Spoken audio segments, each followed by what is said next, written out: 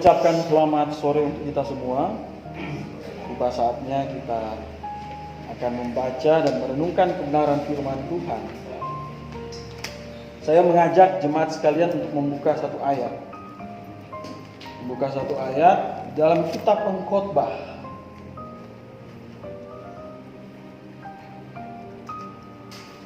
Pengkhotbah pasalnya yang kelima.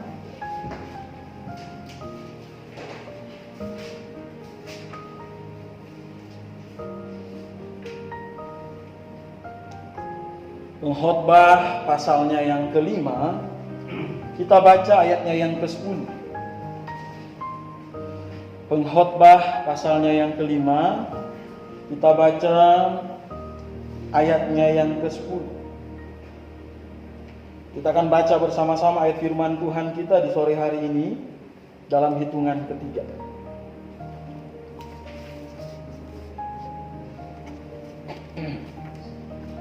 Pengkhotbah pasalnya yang kelima, kita baca ayatnya yang ke-10 dalam hitungan ketiga. 1, 2, 3. Dengan bertambahnya harta, bertambah pula orang-orang yang menghabiskannya. Dan apakah keuntungan pemiliknya selain daripada melihatnya? Kita berdoa. Bapa di surga, dalam kesempatan ini, dalam persekutuan Baktian Berjemaat GBA Bandung, kami mau belajar satu ayat kebenaran firman Tuhan, dan senantiasa kami akan renungkan dalam kehidupan kami setiap hari. Terpujilah namamu dalam nama Tuhan Yesus Kristus. Kami berdoa dan mengucap syukur. Amin. Pengkhotbah punya tema. Tema pengkhotbah itu bahwa segala sesuatu di bawah kolong langit ini sia-sia kalau tidak percaya Tuhan. Yang tulis pengkhotbah ini Salomo. Salomo tulis 3 kitab di dalam Perjanjian Lama. Kitab Kidung Agung dia tulis di masa mudanya. Dia lagi PDKT sama calon istrinya sampai dia nikah. Oleh sebab itu Kidung Agung itu penuh dengan kata-kata yang apa? Romantis. Ya kadang ada orang mau tuduh Kidung Agung itu sebagai kitab porno katanya. Sebenarnya bukan kitab porno, karena ini yang ngomong Salomo kepada istri. Yang memberikan gambaran tentang bagaimana hubungan bangsa Israel dengan Tuhan. Kemudian kitab Amsal adalah kitab yang ditulis di masa apa? Ya di masa sudah menikah kemudian sedang mendidik anak. Jadi sudah menikah dan sedang mendidik anak. Oleh sebab itu banyak sekali istilah-istilah dalam kitab Amsal itu. Hai anakku, ya kan? Kasihilah orang tuamu. Hai anakku, taatilah orang tuamu, dan seterusnya. Nah, kitab Pengkhotbah adalah kitab yang ditulis oleh Salomo ini di masa tua. Dia sudah mengalami banyak sekali pengalaman hidup yang begitu panjang, mulai dari dia muda, kemudian sampai dia tua, dan akhirnya dia menyimpulkan bahwa tanpa Tuhan segala sesuatu di kolong langit ini adalah sia-sia. Bahkan Salomo berkata katanya, belajar pun melelahkan badan. Belajar melelahkan badan. Kita capek-capek sekolah, Salomo bilang belajar apa melelahkan badan. Bukan berarti Salomo bilang nggak boleh sekolah, tidak. Intinya kalau belajar pun tanpa mengenal Tuhan adalah sia-sia. Nah, ayat yang kita baca di dalam ayatnya yang ke-10 ini adalah ayat yang sangat baik untuk kita renungkan bersama. Dengan bertambahnya harta, bertambah pula orang-orang yang menghabiskannya.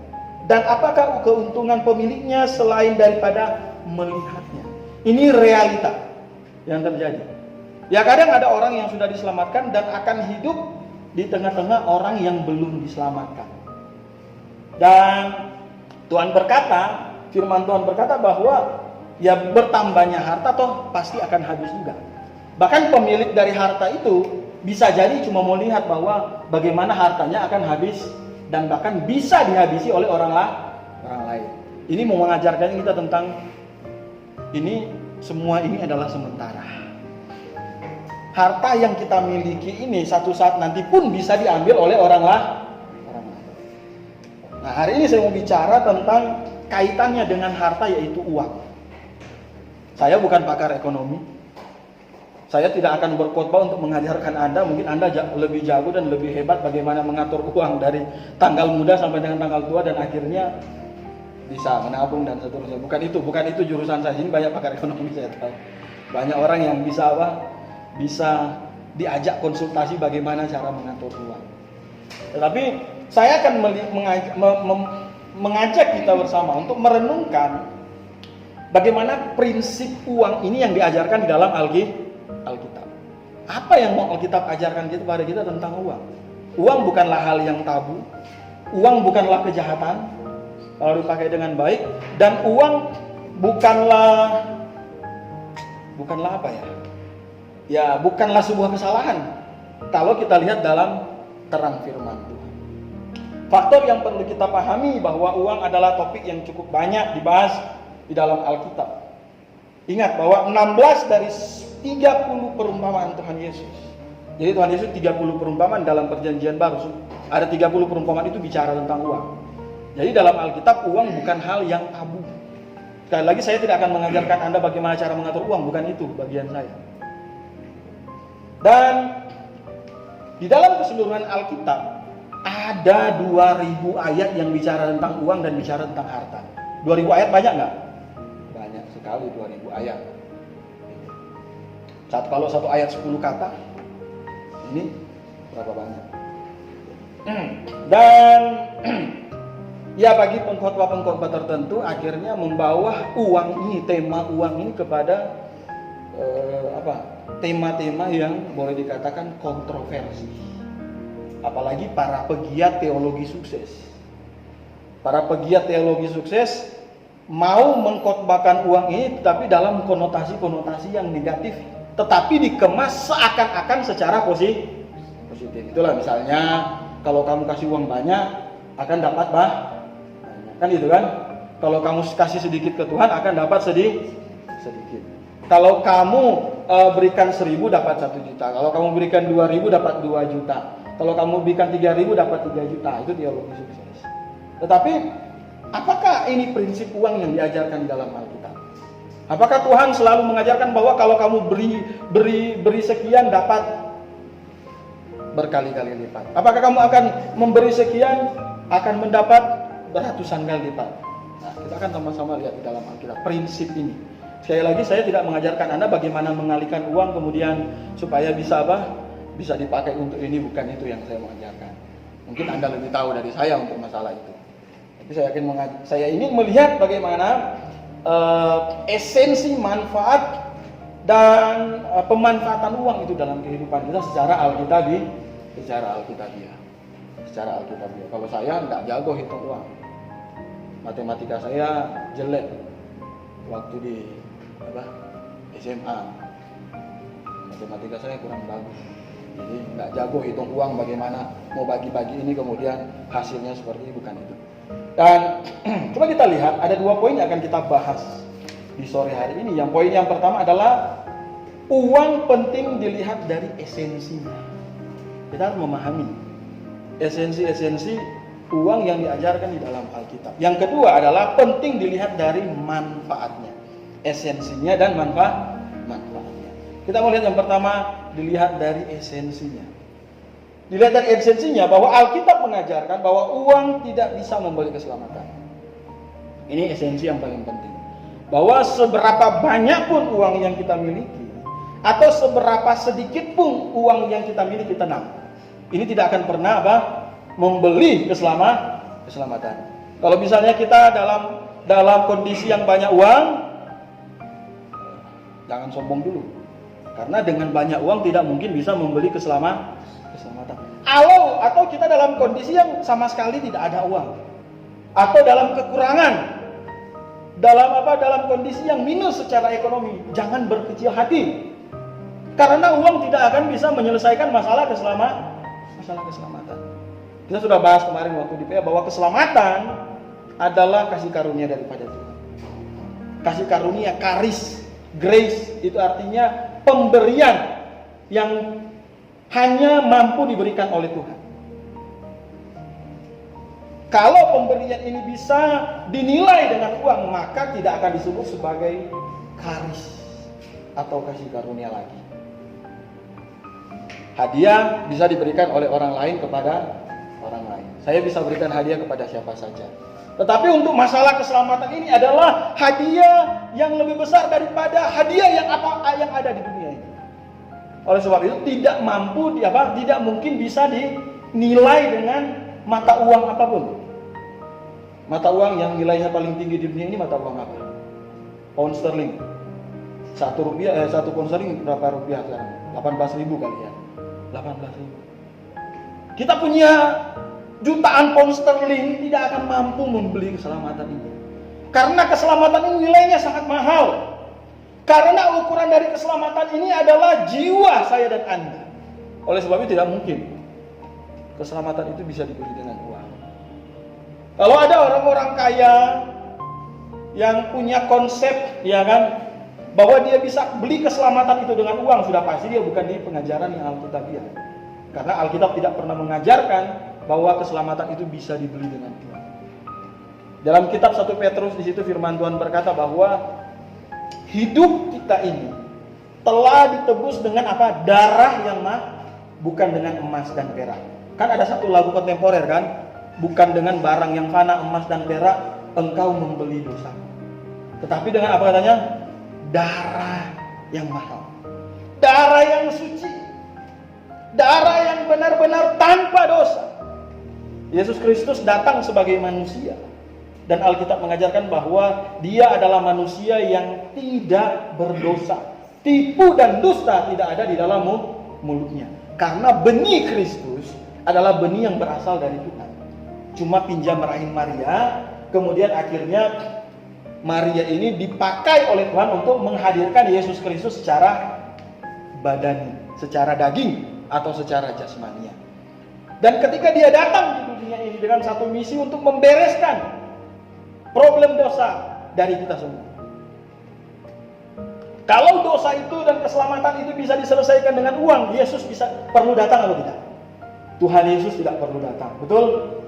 Tuhan Yesus cukup bikin kita jadi kaya semua supaya adil, ya kan?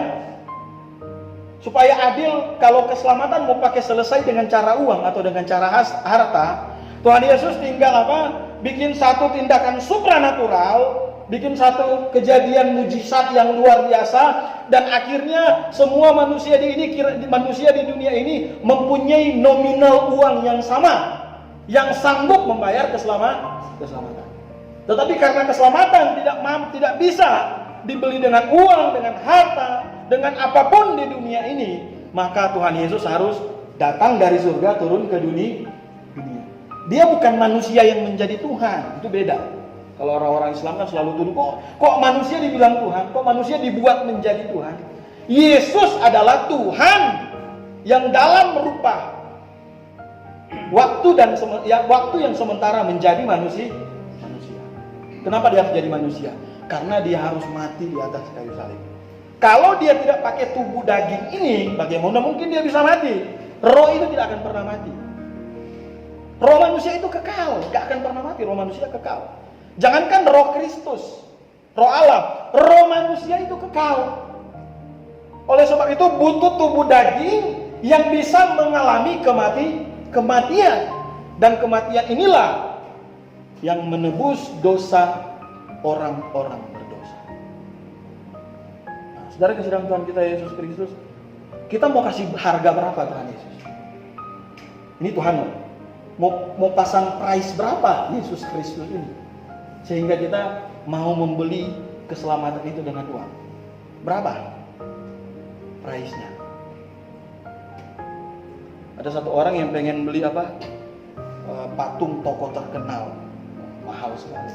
Patung Elvis Presley, Raja Pop di masanya, berapa US dollar. Kalau Tuhan Yesus mau kasih harga berapa price? Yang ciptakan kita loh, yang ciptakan saya dan Anda. Nah sekarang kita berapa harganya? Ada yang bisa klik price di sini kemudian tiba-tiba ada harga? Kita saja manusia biasa, pasti kita akan berkata bahwa harga diri kita, hidup kita itu tak ternilai. Bagaimana dengan Tuhan? Bagaimana dengan Tuhan? Tuhan jauh lebih berharga dari Oleh sebab itu, apa yang Tuhan berikan, apa yang Tuhan karuniakan dalam hal ini keselamatan adalah hal yang jauh-jauh dan sangat-sangat mahal dan tidak mampu dibeli dengan nilai nominal manusia. Tetapi ada satu hal yang bisa kita lakukan untuk itu, yaitu merendahkan diri. Itu harganya. Dan kadang merendahkan diri harganya ini sangat mahal juga, benar gak? Mahal sekali dong. Merendahkan diri, Tuhan, saya manusia berdosa. Harusnya saya mati, dihukum di neraka Tuhan. Tetapi terima kasih karena begitu besar kasih Tuhan pada kami. Maka kami bisa diselamatkan. Kerendahan hati. Apa yang membuat malaikat Lucifer itu jatuh ke dalam dosa apa? Kesombongan. Dosa pertama di muka bumi ini, di surga dan di dunia ini adalah apa? Kesombongan. Saya mau sama seperti Tuhan, Lucifer bilang. Enggak mau rendah hati, tidak mau menerima bahwa dia adalah makhluk ciptaan, walaupun dia malaikat. Dan itu juga yang terjadi kepada manusia. Kenapa banyak orang tidak diselamatkan, saudara? Karena dia pikir keselamatan bisa dibeli dengan uang. Dia datang dengan kesombongan, tidak mungkin diselamatkan. Saudara kasih dalam Tuhan kita Yesus Kristus. Coba kita buka beberapa ayat. Kita buka beberapa ayat. Misalnya dalam Matius pasal 6.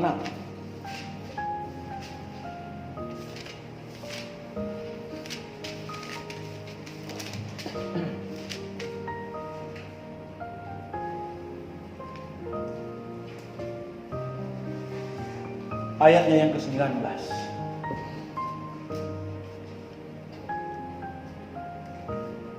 Matius pasalnya yang ke-6 ayatnya yang ke-19. Janganlah kamu mengumpulkan harta di bumi.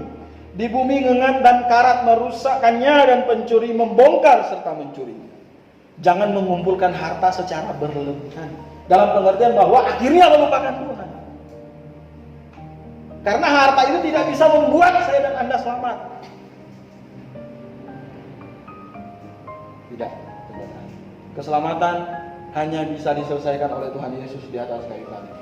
Dan nilai yang mau kita bayar itu bukan dolar kita, bukan rupiah kita, bukan pound sterling kita, bukan euro kita, tetapi apa? Kalau kita bilang datang dengan kerendahan hati. Saya ini adalah manusia berdosa, dan saya mau menyelesaikan dosa saya di hadapan Tuhan. Amin. Yang sudah sungguh-sungguh diselamatkan. Yang sudah sungguh-sungguh diselamatkan. Anda tahu bahwa Anda tidak pernah membayar keselamatan Anda dengan uang. Betul? Karena tidak cukup uang untuk membayar keselamatan daripada terlalu mahal. Jadi itu esensi yang pertama tentang uang yang bisa kita lihat di dalam Alkitab. Yang kedua adalah uang bisa menutup jalan keselamatan. Kalau uang tidak bisa membawa kita ke surga, tetapi satu warning bagi kita bahwa uang itu bisa menutup jalan keselamatan. Satu ayat yang sangat terkenal di dalam Alkitab, Matius 19. Matius 19 ayat 23.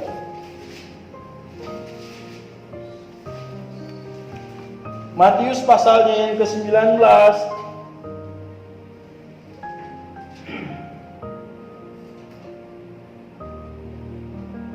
ayat 23 dan ayatnya yang ke-24. Yesus berkata kepada murid-muridnya, aku berkata kepadamu, sesungguhnya sukar sekali bagi orang kaya untuk masuk ke dalam kerajaan sorga. Sekali lagi aku berkata kepadamu, lebih mudah seekor unta masuk melalui lubang jarum daripada seorang kaya masuk dalam kerajaan sorga. Bukan berarti nggak ada orang kaya yang bisa selamat, tidak. Tetapi Tuhan mampu melihat jauh ke dalam hati manusia, termasuk kepada orang-orang kaya yang berpikir bahwa uang bisa menyelesaikan segala sesuatu. Dan Tuhan bilang orang-orang seperti ini sukar untuk masuk surga. Kalau masih ada orang yang berpikir bahwa uang bisa menyelesaikan dosa, bisa membawa pergi ke surga, sudah pasti dia masuk neraka. Amin. Inilah yang akhirnya menutup jalan keselamatan karena konsep berpikirnya salah. Tuhan tidak pernah mengajarkan bahwa tidak ada orang kaya yang masuk surga. Enggak, bukan begitu. Tetapi kalau ada manusia yang sudah benar-benar cinta uang dari segala-galanya, dan dia akan menyelesaikan segala sesuatu dengan cara dia, yaitu dengan cara uang, termasuk cara menyelesaikan dosa. Kan dia bilang waktu di PA kemarin kan, dia pikir kasih sumbangan banyak bisa bisa mau bikin bisa jadi barter untuk Tuhan nggak marah ya, saya kasih ya. Habis korupsi saya kasih dikit lah. Mau suap Tuhan. Ini bukan buka pintu ke surga. Ini akhirnya menjadi penghalang bagi orang untuk bisa pergi ke surga. Dan Alkitab tidak pernah ajarkan bahwa kalau akhirnya dipercayakan kekayaan itu salah. Tidak. Kalau mau ada keinginan untuk kaya daripada untuk selamat, itu yang salah. Jadi uang itu bisa menjadi penghalang. Orang dalam dunia teologi sukses masih berpikir yang sama. Dia pikir dengan memberikan uang kepada Tuhan, dia akan menyuap Tuhan dan Tuhan akan baik kepada dia. Sebenarnya kasih dalam Tuhan kita Yesus Kristus. Ini adalah kaitan dengan apa yang sudah kita bahas pada poin pertama. Tuhan tidak mungkin bisa memberi keselamatan. Dan bahkan bisa menutup keselamatan kepada manusia. Karena dia berpikir dengan uang itu akhirnya bisa sogok Tuhan. Tuhan, minta maaf hari ini saya ada proyek besar, saya berjanji proyek besar ini ya kan. Kalau selesai, tapi minta maaf. Saya ada korupsi 10% dari proyek ini, minta maaf. Ya, lumayan lah Tuhan untuk balikin pokok kan 10% saya kasih ke Tuhan. Jadi saya tetap terima bersih dari apa yang harusnya saya terima. Saudara kasih dalam Tuhan kita Yesus Kristus. Kalau kita salah berpikir tentang konsep keselamatan, ingat bahwa uang pun bisa menjadi penghalang untuk Islam. Sekali lagi, bagi kita yang punya harta yang melimpah, kalau mau dikaitkan dengan keselamatan jangan senang dulu, karena keselamatan tidak bisa dibeli lagi. Dan bagi kita yang punya ekonomi yang tidak seberuntung orang lain mungkin, jangan berkecil hati. Jangan berkecil hati. Toh karena untuk masuk surga bukan pakai uang. 1 Timotius 6 coba kita. 1 Timotius pasal yang ke-6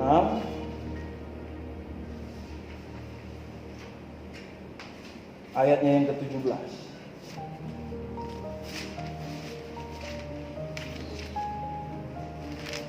1 Timotius pasalnya yang ke-6.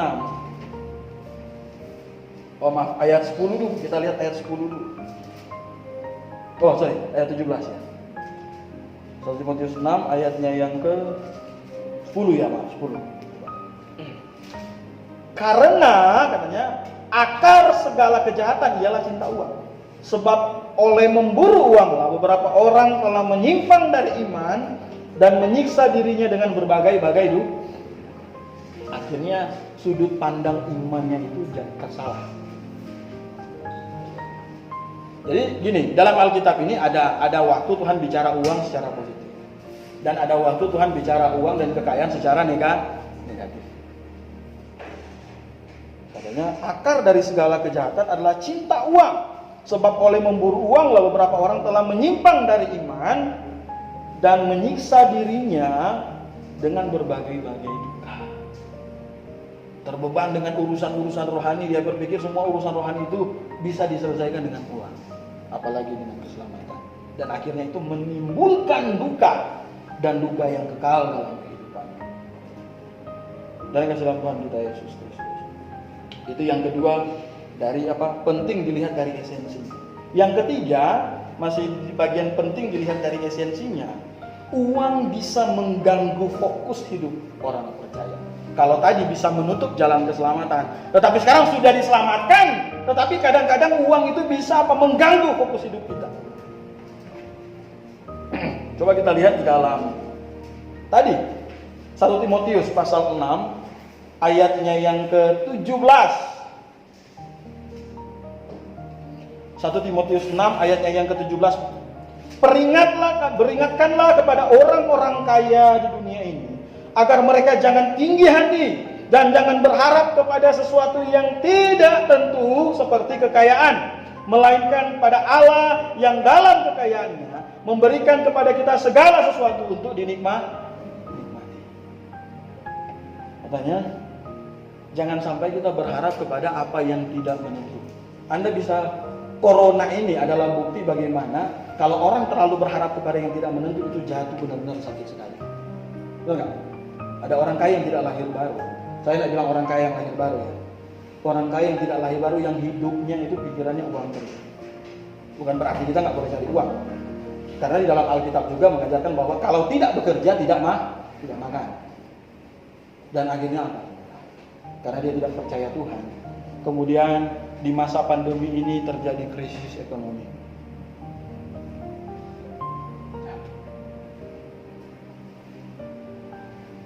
Jatuh ya. Kenapa? Karena dia berharap kepada hal yang apa? Tidak Uang itu bukan hal yang bisa menentukan nasib kita seperti apa. Untuk memenuhi hidup kita itu sudah pasti harus punya uang. Paulus berkata, cukupkanlah segala sesuatu yang ada padamu. Berarti harus punya uang. Bagaimana mungkin bicara cukup kemudian nggak ada apa-apa? Harus punya beras, harus punya minyak, harus punya dengan ini. Tetapi ketika orang terlalu fokus dengan uang dan tidak cinta Tuhan lagi, dan ada saatnya ekonomi tidak baik di negara kita, disitulah orang bisa gantung diri, orang bisa loncat dari jembatan, orang bisa bunuh istrinya, suaminya bisa bunuh anaknya, satu keluarga bisa saling membunuh. Kenapa, saudara? Ketika mereka mencari uang, mereka tidak bawa Tuhan dalam kehidupan mereka. Dan seharusnya mereka tetap fokus kepada Tuhan, bergantung kepada Tuhan. Dan ketika uang tidak ada, mereka bingung mau bergantung kepada siapa. Ya kan? Kalau orang yang pernah hidup susah dan selalu bergantung uang, ketika Tuhan limpahkan, biasa-biasa saja. Tuhan limpahkan. Dan ketika ada masa di mana kesusahan ekonomi melanda, dia tidak akan pernah mempersalahkan Tuhan. Karena dari awal dia sudah pernah belajar dan terus belajar untuk bergantung kepada Tuhan. Anda nonton di berita, berapa banyak orang-orang yang tidak percaya Tuhan mengakhiri hidupnya karena uang. Mengakhiri hidup orang yang mereka kasihi karena uang. Dan bahkan mereka tega memenjarakan orang tuanya karena uang. Ada anak yang tuntut orang tua berapa M? Tuntut orang tua masalah warisan. Gak apa-apa, mama saya masuk penjara. Orang dia gak kasih warisan ke saya. Kenapa? Karena fokus hidup mereka bukan kepada Tuhan. Saudara kasih dalam Tuhan kita Yesus Kristus. Apapun keadaan kita, di saat ketika Tuhan harus percayakan uang pada kita, terima kasih. Dan kita harus tetap bergantung kepada uang dalam keadaan ada uang. Dan ketika tidak ada uang sama sekalipun dalam keadaan krisis, kita juga tidak akan apa? Nggak akan harus bunuh diri, stres, pusing, bunuh orang, pukul orang dan seterusnya. Nggak harus. Kenapa? Karena kita sudah pernah belajar bergantung kepada Tuhan dalam keadaan. Ini bedanya orang Kristen dengan orang yang tidak percaya kepada Tuhan. Uang bisa merusak fokus hidup. Dan Tuhan berkata bahwa kita tidak bisa mengabdi kepada dua Tuhan. Pilih satu. Kalau Anda orang yang sudah diselamatkan, harus mengabdi kepada Tuhan yang benar. Coba kita lihat di dalam Matius 6. Kita kembali ke Matius 6. Matius pasalnya yang ke-6, ayatnya yang ke-24. Matius pasalnya yang ke-6, ayatnya yang ke-24. Tak seorang pun dapat mengabdi kepada dua Tuhan. Karena jika demikian ia akan membenci yang seorang dan mengasihi yang lain, atau ia akan setia kepada yang seorang dan tidak mengindahkan yang lain. Kamu tidak dapat mengabdi kepada Allah dan juga langsung mengabdi kepada Mammon. Mammon itu dewa sesembahan yang kaitannya dengan uang. Nggak bisa. Kita pilih satu. Kita mau mengabdi kepada siapa? Dalam kitab Yakobus pernah berkata bahwa orang yang mendua hati dalam hidupnya tidak akan tenang. Benar nggak? Orang yang mendua hati dalam hidupnya tidak akan tenang. Orang kalau selingkuh tenang nggak? Kalau selingkuh, nggak usah waktu udah nikah, misalnya pacaran, selingkuh ya kan? Malam ini mau mendarat di yang A. Pokoknya notifikasi dimatiin, apa semua dimatiin, tenang. Takutnya yang B02, ya kan?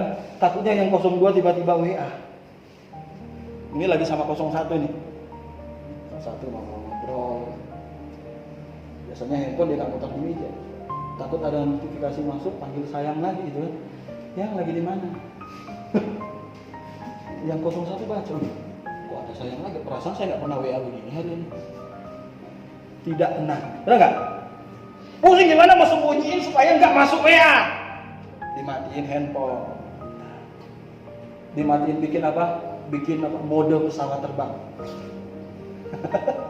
Nggak akan pernah masuk. Atau minimal dia harus boros, punya 2 handphone dan 2 nomor. Kalau mendarat di 01, dia pakai yang handphone 01. Kebetulan yang 01 banyak uang, pakai yang handphone jelek-jelek aja. Siapa tahu 01 kasih handphone baru. Bawa yang handphone 01, mantap di meja. Yang masuk notifikasi yang biasa-biasa. Grup teman-teman. Aman. Nggak tahu yang handphone 02 udah penuh. Karena nggak dibalas-balas. Nanti habis itu dibalas. Orang yang mendua hati tidak akan tenang dalam hidup. Kaitannya juga dengan ketika kita mau sembah pilih. Kita mau sembah siapa? Jadi Alkitab tidak pernah bilang bahwa nggak boleh cari uang, nggak salah itu. Malahan di dalam kitab Tesalonika, yang tidak kerja tidak makan. Yang nggak kerja nggak boleh makan. Oleh sebab itu kenapa saya nggak mau kasih ke pengemis uang? Ya karena mereka nggak kerja, minta aja. Kalau orang kampung, dulu waktu saya datang pertama kali di Jakarta, om saya ini pendeta itu. Kok dia nggak kasih pengemis? Pengemis kan kasihan sekali mukanya kan, wah minta uang. Malah dia marahin, harus kerja. Pendeta itu nggak bisa bersaksi sih. Ngapain minta? Nah kita orang kampung nggak ngerti, ya kan? Baru datang ke kota, dalam pikiran kita kok ini, om saya ini pendeta kok kayak ini sih nggak mengasihi orang. Dari situ, karena mereka baca Alkitab, yang tidak kerja tidak karena orang yang mengemis itu orang malas. Saudara kasihan Tuhan kita Yesus Kristus. Jadi itu dilihat dari esensinya. Yang pertama, uang atau harta tidak bisa membayar keselamatan. Uang bisa menutup jalan keselamatan dan uang bisa merusak fokus kita kepada Tuhan. Pilih satu. Dan yang kedua dilihat dari manfaatnya. Saya tidak akan jabarkan lagi. Banyak sekali manfaatnya. Manfaat untuk diri kita sendiri. Amin. Manfaat untuk keluarga kita. Manfaat untuk anak-anak kita. Manfaat untuk orang-orang yang kita sayangi. Di dalam kitab Filipi pasal yang keempat ayatnya ke-19. Belajarlah untuk mencukupkan dirimu dengan apa yang ada. Berarti punya uang kemudian cukupkan dengan apa yang ada. Manfaat untuk kita. Kemudian manfaat untuk apa? Manfaat untuk pelayanan. Dan manfaat untuk orang-orang yang membutuhkan. Banyak sekali saya nggak perlu jabarkan. Tetapi yang paling utama adalah esensinya. Manfaatnya saya yakin Anda tahu semua. Apa manfaat uang itu? Apa yang perlu saya lakukan dengan uang? Apalagi orang-orang yang sudah diselamatkan. Untuk Tuhan dan untuk kehidupan kita.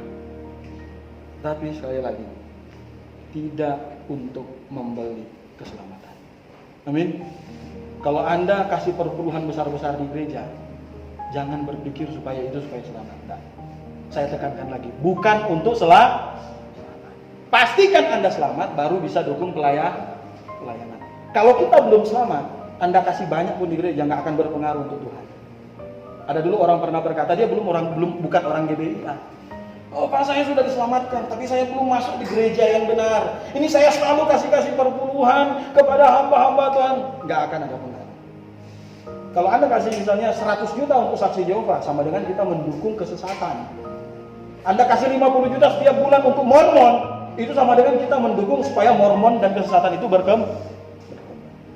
Uang itu baik ketika kita menggunakan itu dengan baik dan memanfaatkan itu dengan baik, dengan sebaik-baiknya. Tetapi tidak akan pernah berguna untuk keselamatan Anda. Mari kita